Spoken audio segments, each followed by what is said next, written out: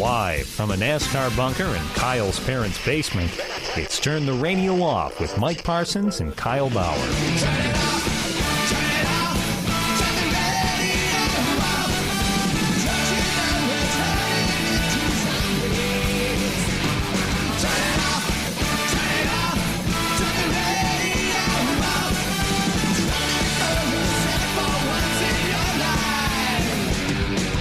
Become a fan at Facebook.com/TTRO Show. Follow along on Twitter.com/TTRO Show. Or just listen right now. It's Turn the Radio Off.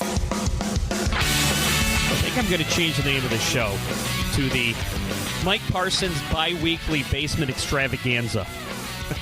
I kind of screwed Kyle over this week. I switched the days up on him, and he's not here, which is a shame because I got someone in here in studio with me who I'd like Kyle to meet. I think they get along. They'd see eye to eye. From Sports Radio Detroit, Cave Radio Sports, host of the Sports Radio Detroit Road Show, Rogelio Castillo. That's a pronunciation of my real name, man. I like that. You know what? That's a badass name. You should go with Rogelio. The problem is that most people just look at me and go, and like, you know what? That's not your problem. That's theirs. This is true. I think Rogelio makes you sound like the world's greatest lover. I mean, you may not look like it, but that's a sexy name, man. I appreciate that. And I think that people would remember Rogelio much more than Roger. I mean, Roger's a fine name, but that's the weird thing with radio, you know? It's like people with unique names, they make you change it to like a first name. Like your last name is Steve Roberts or Steve Stevens. I think you should embrace everyone, not just you, Rogelio. I'm going to call you Raj for word economy. People need to embrace the uniqueness of their name.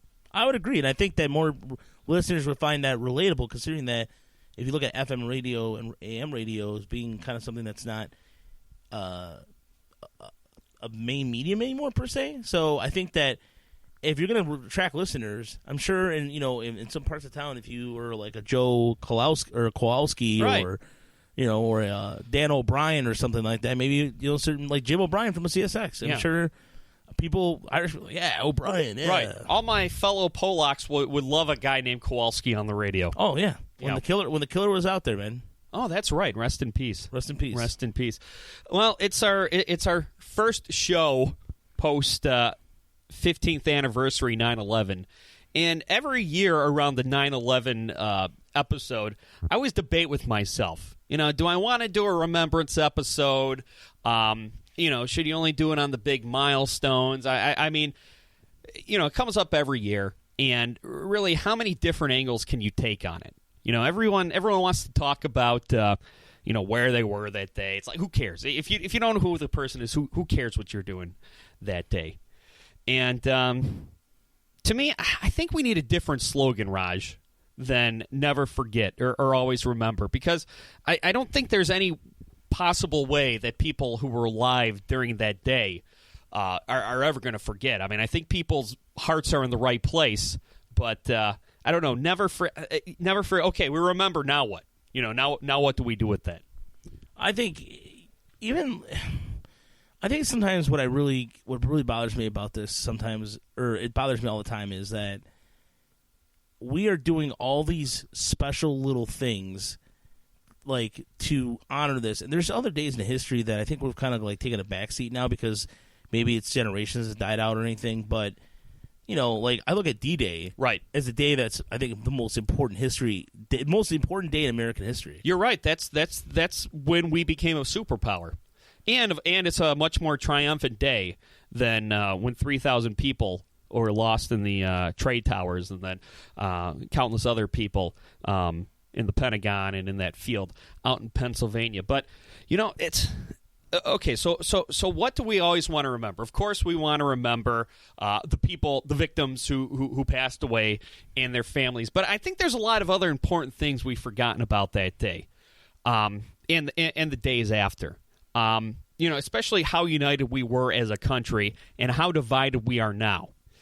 And I think what we need to remember is that number one, if we start fearing people who don't look like us, the quote unquote terrorists have won, and it seems like we've gone the opposite way. Right now, there's all this there's all this fear and anger propaganda out there, making people afraid of some invisible Sharia law boogeyman that's that's not coming for us.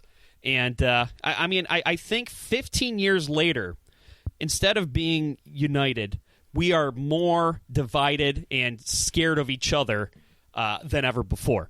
Oh, I definitely agree. I mean, you look at the way CNN and Fox News and the whole propaganda machine looks at how politics are now, and just this, and another thing I noticed in this last, the annual appearance of Mayor Rudy Giuliani. Thank you. And hey, remember I cleaned it up. Remember I was, I did all this work. Remember, it's like right. We know. Talk about a guy who's on the take now. I mean, if and of course we remember things with rose-colored glasses through the prism of history, and it's hard to remember anything about that day through rose-colored glasses. But I remember right after that happened, Rudy Giuliani was awesome. Yeah. I mean, he wasn't partisan. Him and George W. Bush in the immediate aftermath, they did a great job of sort of reassuring the country and sort of being the stiff backbone heads of state that we needed. Of course, fell off the rails a little bit later on. And now Rudy Giuliani's out there on the take, spewing propaganda for Donald Trump. But for a brief shining moment, I mean, he became such a badass that people were thinking that for a time he was going to be the next president of the United States. You realize it's a third part. It's a third act in a 3-act career. I mean, when he was the attorney, was it the attorney prosecutor? You got all the mobs in the 80s, and he was right. He cleaned up, quote unquote, cleaned up the streets of New York. Right. So the second act was him being a mayor and then cleaning it up and raising America, and this third act is really him just going, I'm going to take my money and get the hell out of here. Right, exactly. I mean, he's what was he talking about? How there were no terrorist attacks on U.S. soil before Barack Obama, and people are like, and I'm sure it was a gaffe. I'm sure he got his talking points wrong, because obviously, if anybody knows that there was a terrorist attack in the George W. Bush administration, it's Rudy Giuliani. Right. But it's. I often think back to when I was a kid. I don't know if you remember in the 90s, there were these specials on TV called Ancient Prophecies, and they scared the hell out of me as a kid. I remember those, yeah. Talking about the end of the world coming up in the year 2000 and everything. And they threw around the term, the end of the world as we know it. And, of course, when I was a kid, I was thinking, oh, okay, well, that means, nuclear war. That means plague. That means everyone's going to die. But if you think about it, September 11th, 2001 really was the end of the world as we know it, at least here in America. Because, I mean, you just kind of think back to sort of, just think back to the political scandals, right? Pre-9/11, the biggest political scandal was that Bill Clinton got a Hummer in the Oval Office, and he lied about it. Now, every scandal, and it's really ratcheted up in the Obama administration, but it started with George W. Bush, where everything that every decision he made, if you disagree with it, it was going to lead to the overthrow of our government or the end of the country as we know it. And I think that really started after September 11th because, of course, there were signs, and we missed the signs. So I think everyone's has been at a heightened state of vigilance, and I think we have a tendency to overreact and over-dramatize possible consequences of political decisions now. Yeah, and what I find interesting, too, is that the biggest thing I could take away from the politicians, it seems like more and more it's out in the open that corruption's about. I mean, it ties into that subject we'll tie in later about the whole oil thing, but even like just stuff keeps like just happening, and there's who was the senator that had the girl missing? Gary Condit. Yeah, Gary Condit. Right, that was the big scandal, September 10th. Yeah, and then that was right. And he had perfect timing on that. But my point is, I think that there's a lot politicians and the way things are done now are so, I think, I don't say close. I mean, like just the emails with Hillary, right? The Colin Powell stuff too. Everything is a possible catastrophe, right? But things that are morally incorrect, like things have been doing, like the lobbyists and everything like that. That goes along just fine. So I think that things are made a bigger picture, or things are blown out of proportion. So things that are more corrupt can continue to go on behind the scenes. Right, exactly. Because I don't know about you. I was in high school when it happened, and I remember for 2 days after, all we did in school was just watch the coverage. And I think that for days, weeks, months afterwards, people were glued to cable news and the network newscasts because people are afraid. And they wanted to keep an eye on the situation, and I think doom and gloom brought in the ratings more so than normal. I mean, it's always been it bleeds, it leads, but now it really seems like all you see on the news is fear, paranoia, with with a little bit of with a funny dog story at the end. Yeah, but you look at it's a page in history. It looks like it's a repeat of history. In a sense that, look at what happened with Kennedy. Kennedy was shot live on national television. Right. When Oswald was getting arraigned, he was shot on TV. Right. People did not move from their TV, and I think you can look at that point in history where things changed too. And I think those two events, people might think, well, that how can they be? They're very parallel to each other, and I think they really that allowed for a lot of things. Vietnam happened, and then more spying on your phones and things that are going on now. You know, that's a good point, because you hear our parents say that 9/11 is our generation's Kennedy assassination, right? Our parents' generation, everybody knew where they were when John Kennedy was shot. We knew where we were when September 11th happened, and of course you saw the memes that this is the first year that high school freshmen are going to be learning about 9/11 is history that happened before they were born. But if you think about it, the 60s were tumultuous as hell, right? It's like you look at the culture from the 1950s, Leave It to Beaver, to the 1970s, and the psychedelic 70s, and then in the middle was a tumultuous transition period called the 60s, where a lot of people probably felt the world was spinning out of control and our country was collapsing. And then eventually, sort of over the next couple of decades, things kind of settled down. And we eventually got to the 1990s where things seemed to be kind of carefree. And then, boom, 9/11 happened, and we're back to a tumultuous period of change and transition that we're still going through. And I'm wondering, when's our 1980s and 1990s where things sort of kind of calmed down, and the biggest scandal is going to be the president getting some strange on the side, and we don't have this imaginary pendulum swinging over our head that we feel is going to drop on us and kill us all at any time. I think it's going to be in the next 10 years, because I think the 2020s I think are going to be a time where things kind of settle back into normal. Because I look at the 90s, for example.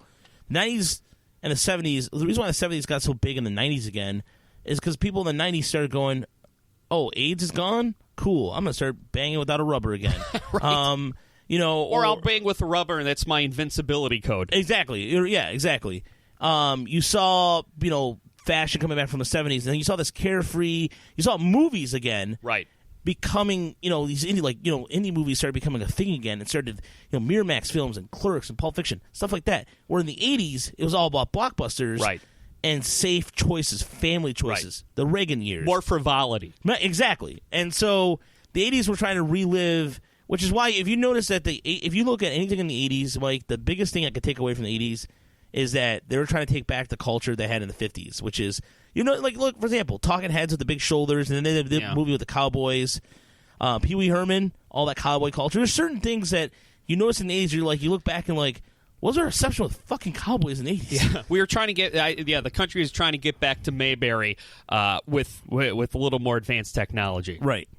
We got to take a quick break as I burp into the microphone. Just turn the radio off on the internet. Less rock, more talk. Turn the radio off. Become a fan at peoplehatemypodcast.com.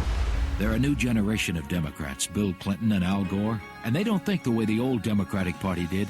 They've called for an end to welfare as we know it, so welfare can be a second chance, not a way of life. They've sent a strong signal to criminals by supporting the death penalty. And they've rejected the old tax and spend politics. Clinton's balanced 12 budgets, and they've proposed a new plan investing in people, detailing $140 billion in spending cuts they'd make right now. Clinton Gore, for people, for a change.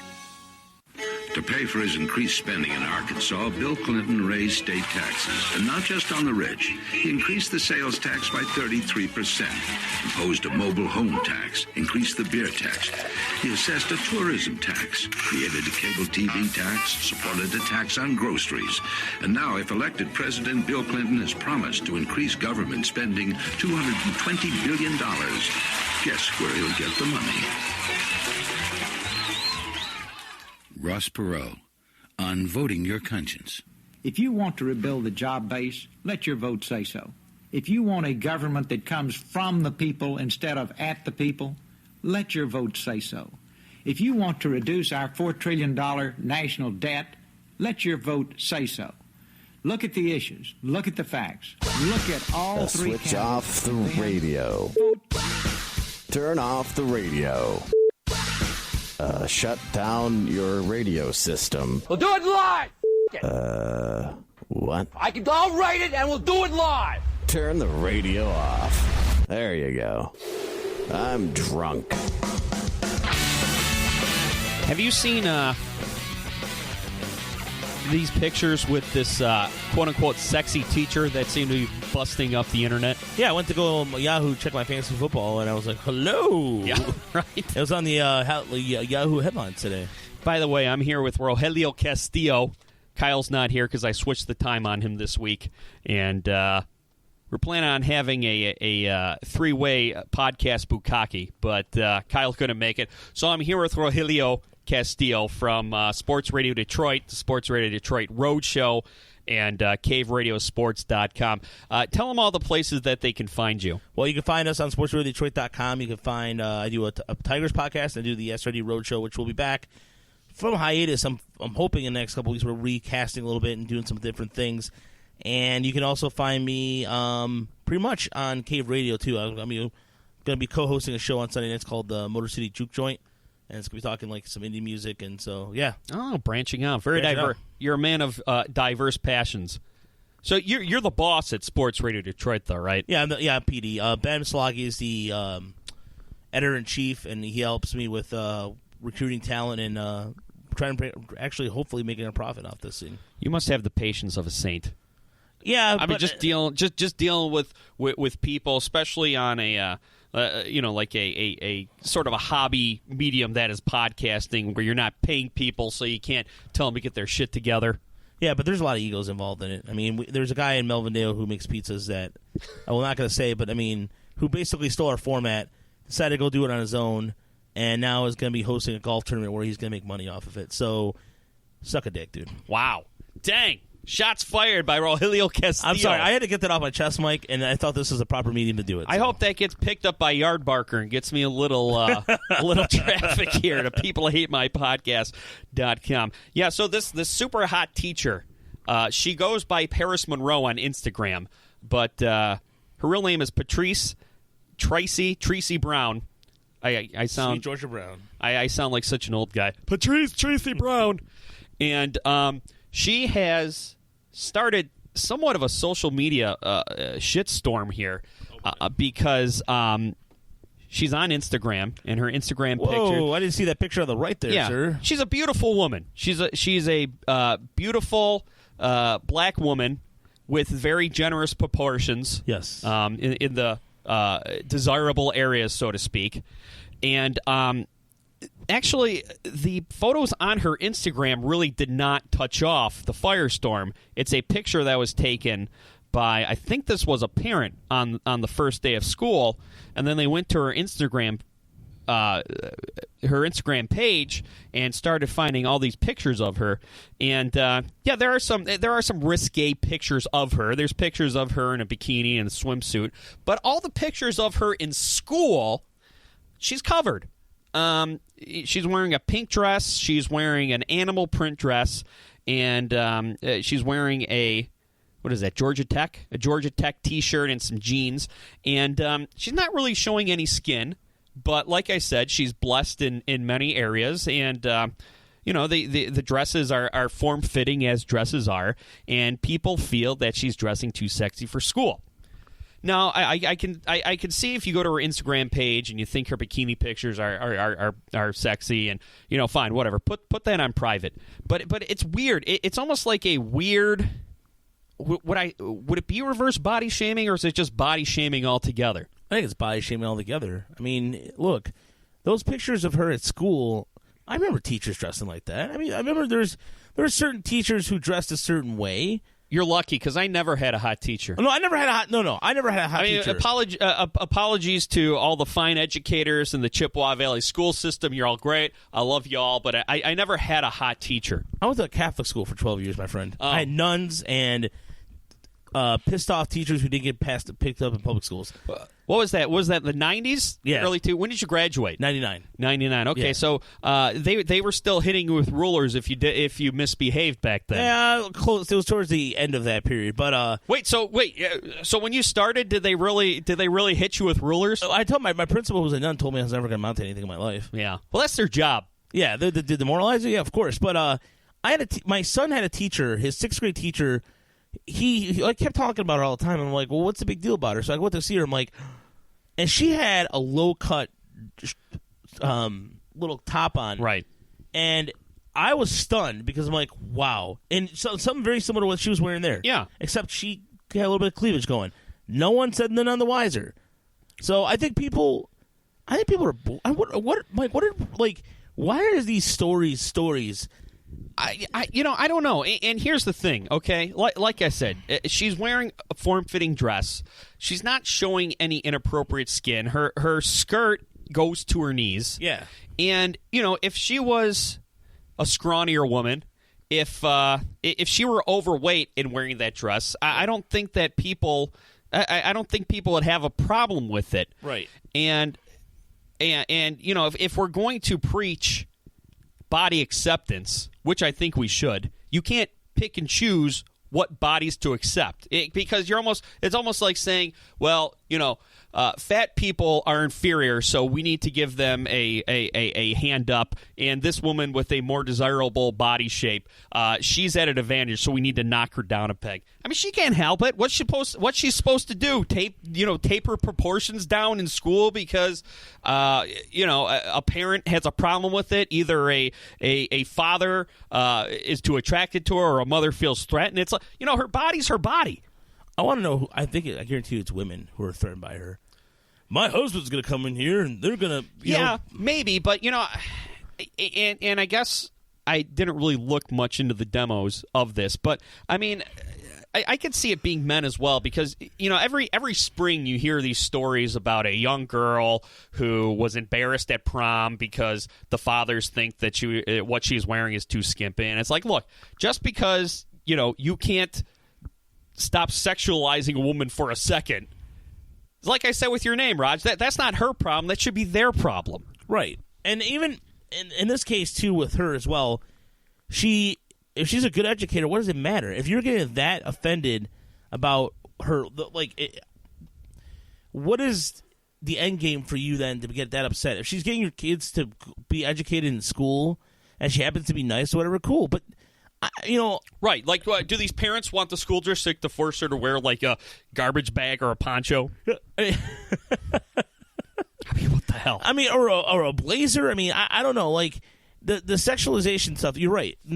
Can you stop for a second and be an adult? I mean, like usually men, it's like the microsecond. They have that say, "Oh, she's attractive," and right. that's it. And it goes away. Right, and then you talk to them like a human being who has more to offer than just their body. Exactly. And I just want to know who these people are complaining that, and I guarantee it's the most unattractive people in the world that are just like, Well, it's ridiculous. I mean, look, if I'm the principal, I might say, look, if Miss Brown, just put your Instagram on, put your Instagram on private, and what you're wearing to school, it's appropriate. Just what you have is what you have. Right. So you went to. So when did you start Catholic school, Raj? Let's talk about. Let's get into that big head of yours and walk around and figure you out. I started Catholic school when I was in first grade. I went to a Catholic school in Dearborn Heights, and then I went to one local Catholic high school in downriver area. Okay, so you started what in like 89? No, you graduated 88. About 88. Yeah. Okay. So when did the beating stop? About what grade? I would say the verbal beating stopped. The verbal beating. Those were probably more. Those were probably more painful than the physical ones. I did get a couple of times where I did get kind of roughed up a little bit and grabbed kind of harshly. Yeah, I'm sure there were some liberties. There were some liberties taken. Yeah. I mean, but my brother and I got suspended because we had a fade. I got a fade in my haircut. Like Kid and Play. Yeah, got a fade for my hair in 4th grade. That's around the time.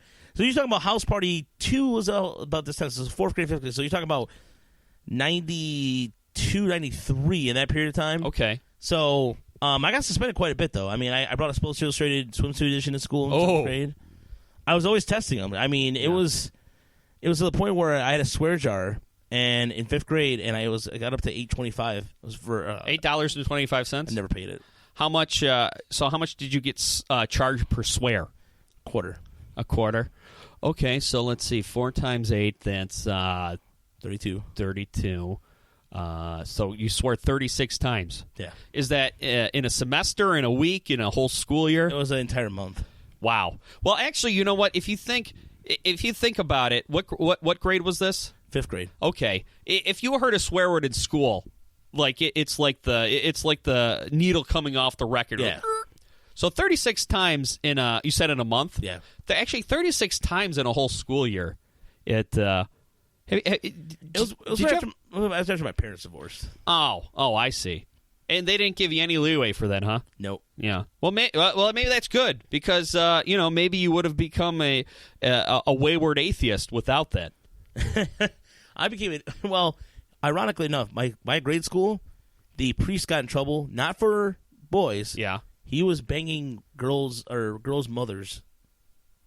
Well, I mean, except for the fact that he's a priest, good for him. Yeah. I mean, as long as he is consensual and of legal age. Rest in peace, Father. I can't say his name, but yeah. Well, you know what? If I'm St. Peter up there and I'm looking in the Book of Life and his only sin was pleasing some lonely mothers, breaking a vow, and say, "Hey, man, come on in." I might give him a fist pound on the way in. This guy would walk around the carnival. We had a carnival every year, and he'd walk around with dollar bill or like a wad of money. He would give like dollar bills to some of the kids to play games. I wasn't planning on getting into a religious discussion, but I think they should. I think the Catholic Church needs to get with the times and let priests marry. They should. And they would be a lot happier. Because, I mean, I would like to sit down with someone of the cloth and have a frank discussion, especially with nuns. But, obviously you can't have – it's like, okay, like if you're of the cloth, are you allowed to are you allowed to give yourself a helping hand, so to speak? I mean, do you just walk around just backed up all the time? Yeah, I mean, at this point, especially because when I got into high school, there was one priest that we saw at Royal Oak, and like it was a year after graduating high school, and he was at a gay nightclub. Yeah, and whether we confirmed it or not, he walked out of a club. I mean, it was right out that way, and I remember seeing him, and we knew the entire time. Like we had a suspicion about it, but we never said anything. But it was the thing. My whole experience with the people of the cloth, if you will, is you only talk to like a mask. Yeah. You really did not get to know them too well. And that's it. And that's not like the typical student-teacher thing. People in the cloth, I think, have a lot more to hide than you could tell. Well, you know what? I think you're onto something in the fact that I think a lot of people might try to hide out in the priesthood. Right. Under sort of that disguise, because no one's going to suspect a priest. Well, I mean, they will now because of the scandal that's happened. But I don't know. It's like, I mean, back in the day, I mean, there was eunuchs, right? You became a priest, you were a eunuch. You're not doing that anymore. So if I were to become a man of the cloth, I think I'd be a Lutheran because at least you can get married. But I gotta say, I have to believe that there's not a whole lot of priests out there breaking their vows or nuns out there breaking their vows of celibacy, because now everything is so transparent. Everything leads a digital trail that I think that if back in the 80s you could be a priest breaking your vow of celibacy and it would probably stay a secret. Now anything can be investigated, and I think a lot of people would be outed if they were breaking that vow. Think about this in the 80s, Mike. Imagine, all you got to do is change out your cloth clothes, go to a different part of town. Right. Go get a prostitute or whatever. I mean, whatever you got to do to get... Or meet a nice lady. Yeah. Meet a nice lady, live a double life, and if the first question, so are you religious?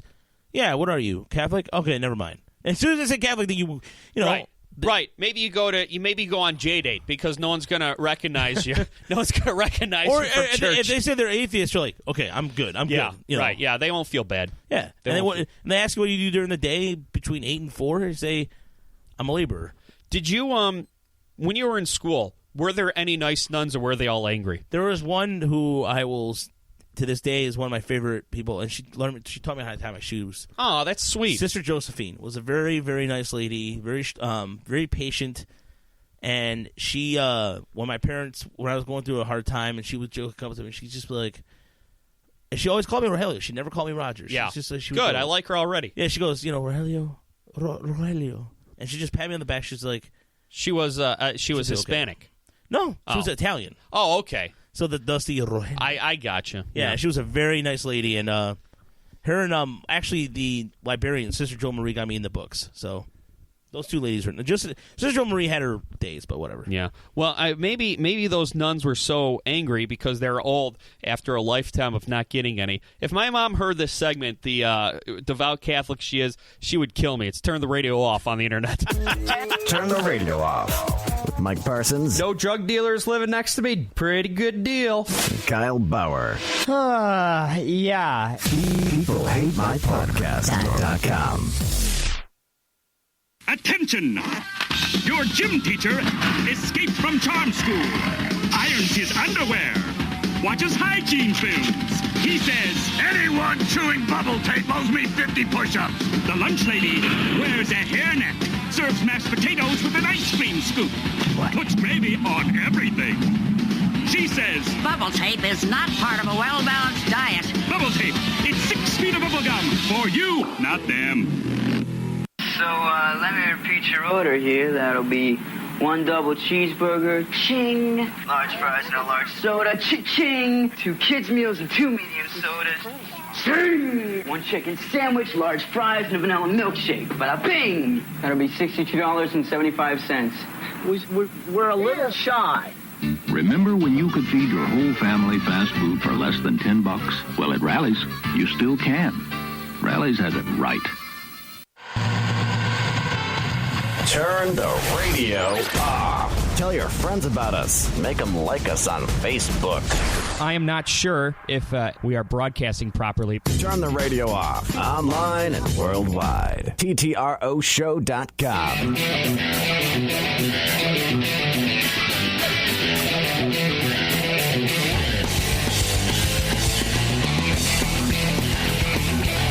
All right, the last couple weeks,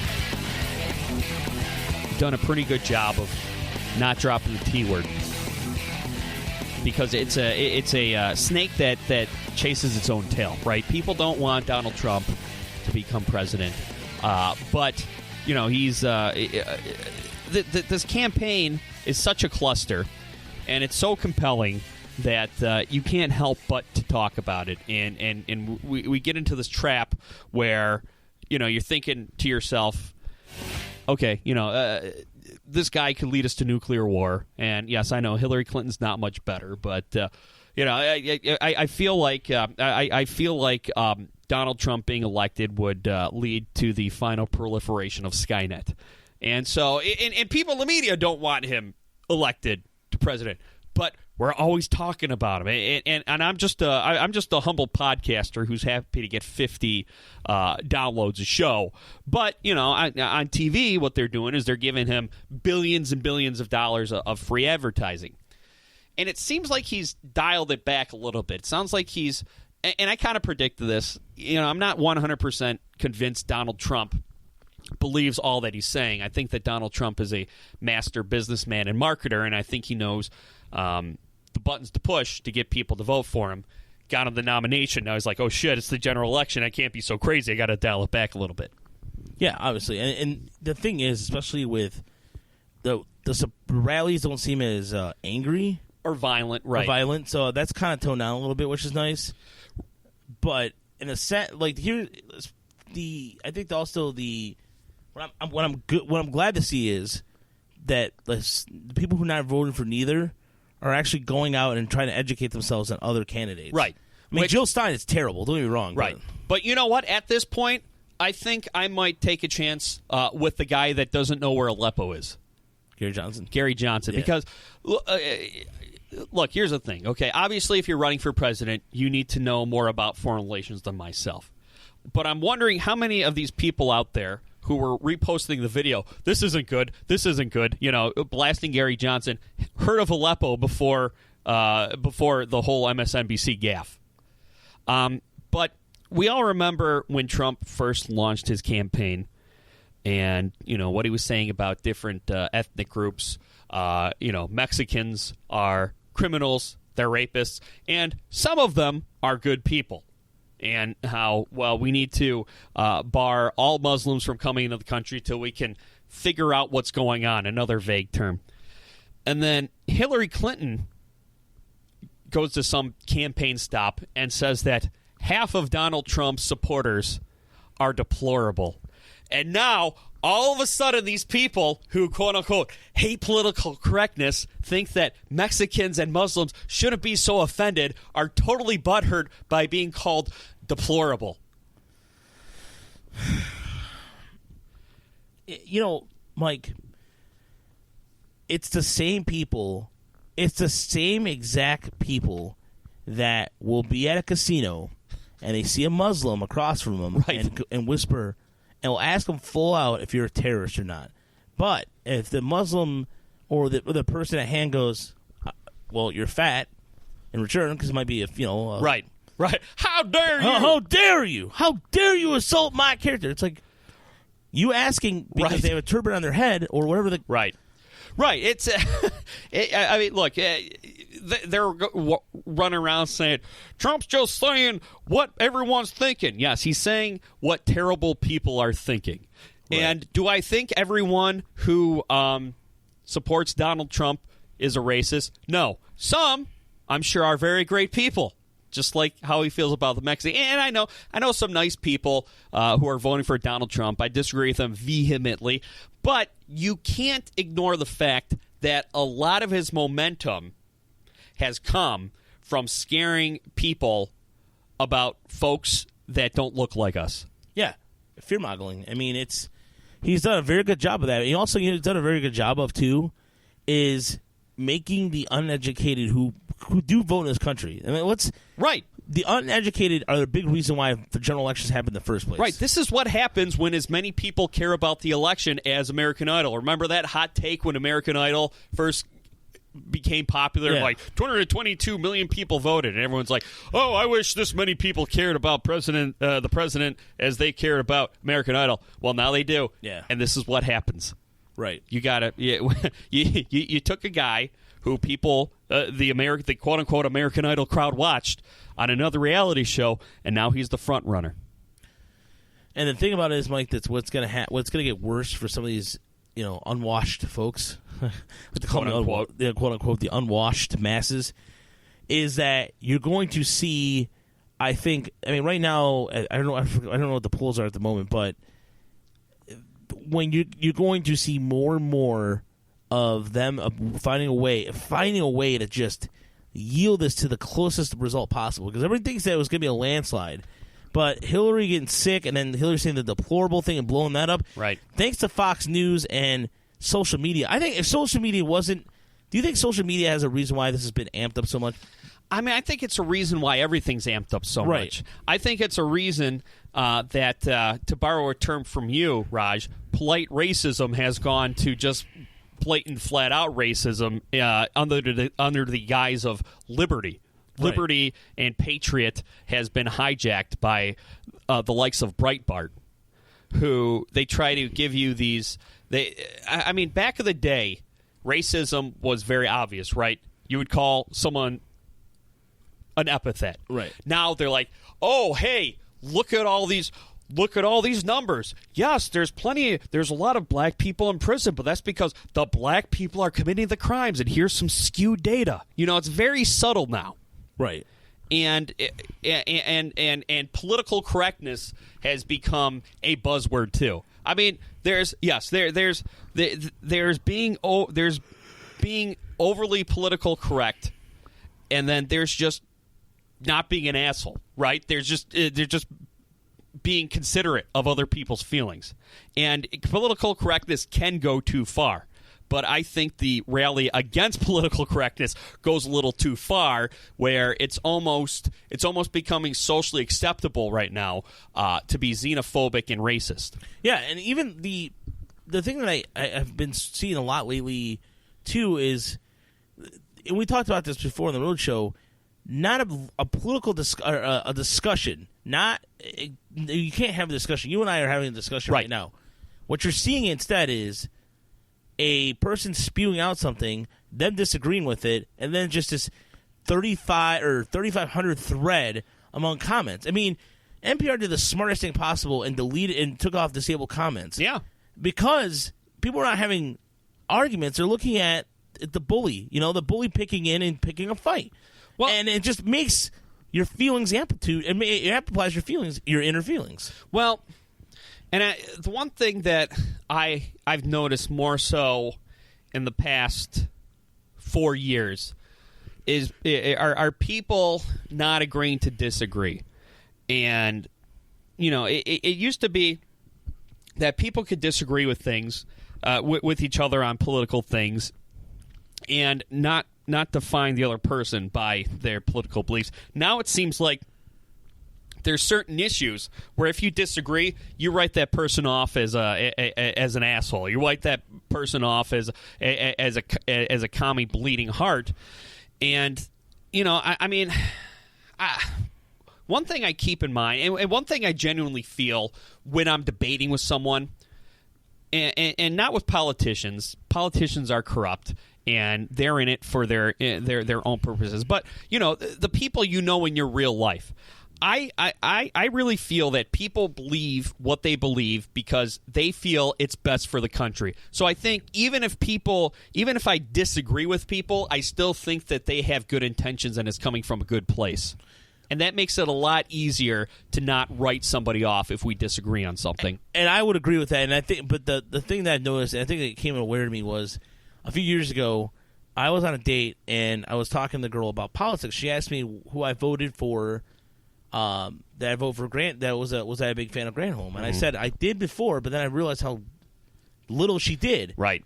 She called me a cocksucker and ended the date immediately. Wait. So was she, because in that sentence, it could go either way, because you said something pro-Granholm and then anti-Granholm. So did she call you a cocksucker because you voted for Granholm, or did she call you a cocksucker because you said that she didn't do anything? She didn't do anything. And the comment that really, really pissed her off was, she goes, well, why do you like Granholm? I said, well, when they were trying to take away or trying to cut back on welfare and trying to put a cap on it, because now there is one in Michigan. Now, but prior to that, there was never a cap on it.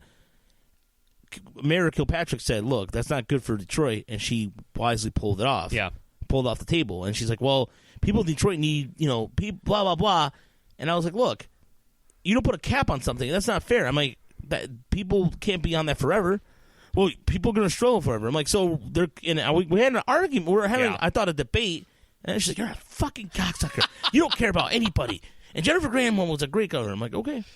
So did she brought up politics on the first date? Yeah.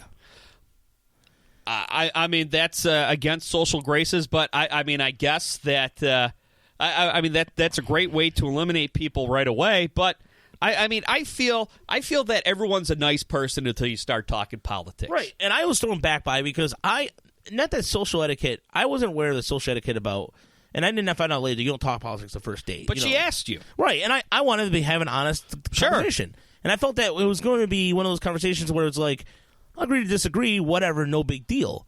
But it was a game breaker for her, and like she called me a cocksucker for it. Was she hot?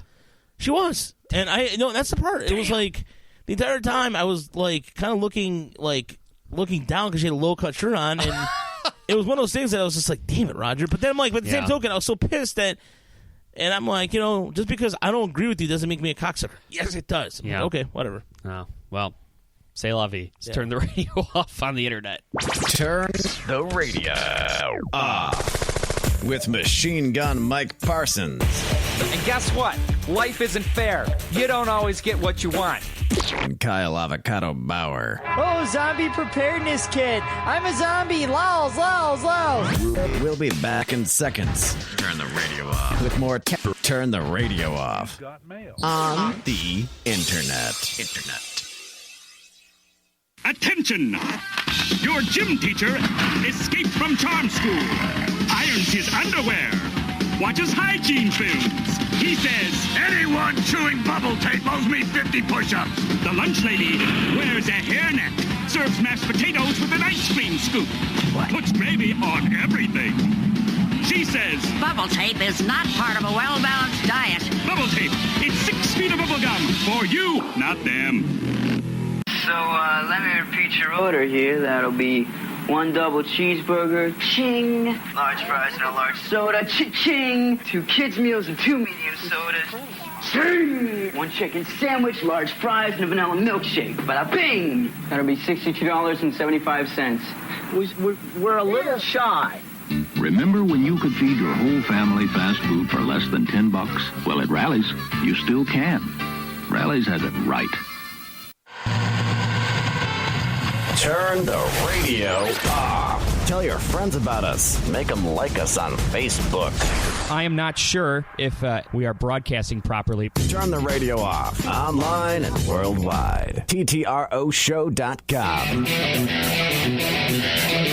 With Rogelio Castillo, a.k.a. Roger, a.k.a. Raj, from the Sports Radio Detroit Road Show on sportsradiodetroit.com, caveradiosports.com. You're a father, right? Yes, I am. How old are your kids?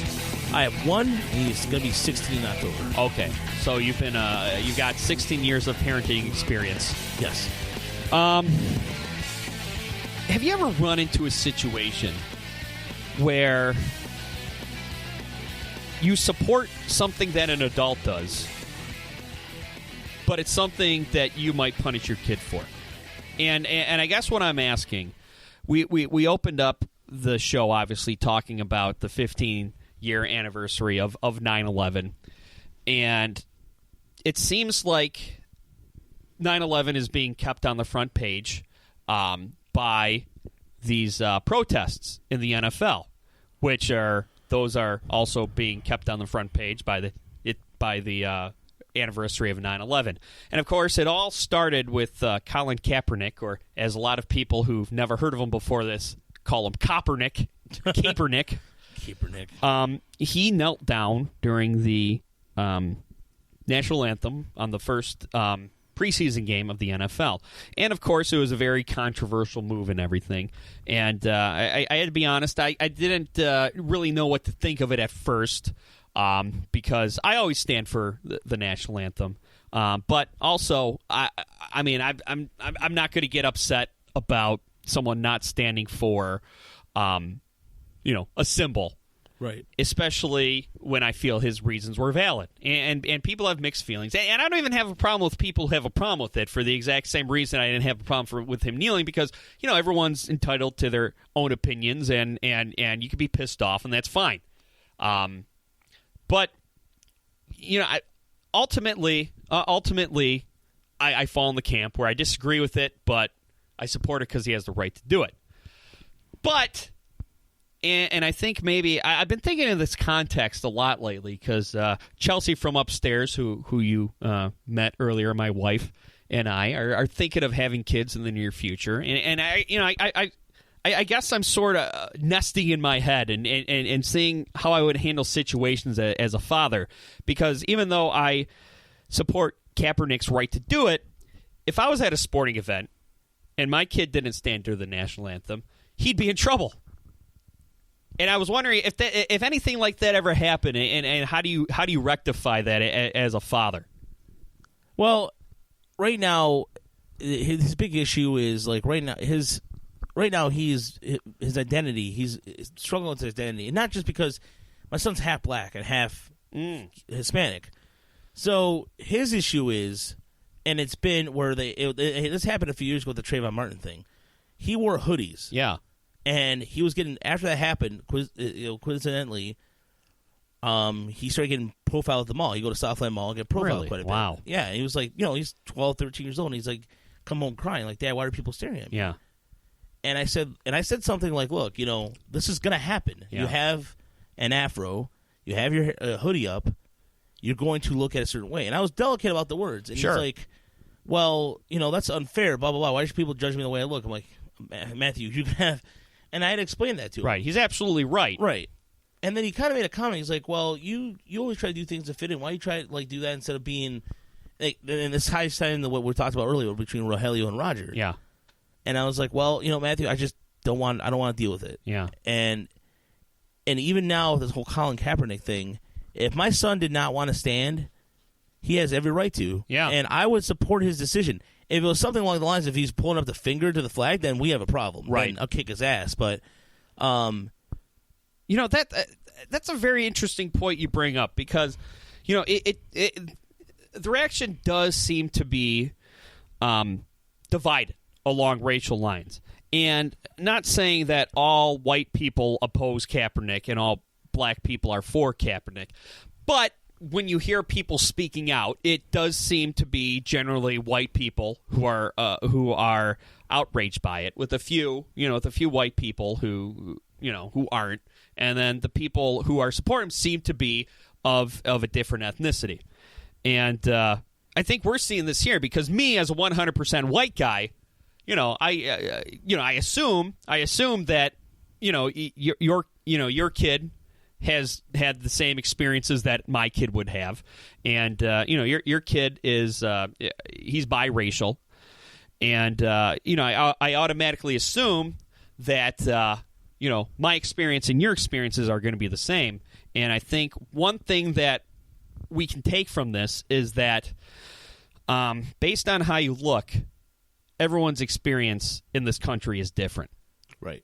And to me, and I think Colin Kaepernick has been able to articulate himself afterwards, kind of clarify some things. He's put his money where his mouth is, and he's donating $1 million to, I don't know if they specify the charities or whatnot. And I think that Colin Kaepernick has made his case.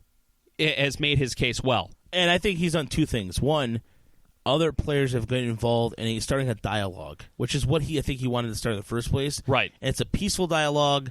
It may not be peaceful. I mean, peaceful among players, NFL players, and players standing up for them for their free speech. Right. And I like the NFL's approach. They're like, hey, he has the right to do it, and not letting the media blow it out of proportion. Yeah, well, and I think that it seemed like by the time opening weekend came around, it sort of wasn't a story anymore, right? I mean, there's certain players out there who still protested, but I think a lot of people they were preemptively outraged that they were going to be protesting on 9/11. And that added a little complication to it, because it's been 15 years since 9/11. But I believe most of the players who protested, they stood for the 9/11 tributes, and then they kneeled for the national anthem. Yeah, and the other thing that's done, too, is maybe like people who are the white people who are like, blah, blah, blah, and it's like the ones with the Confederate flag. It's like, well, wait a minute here, folks. Right. Wait a minute.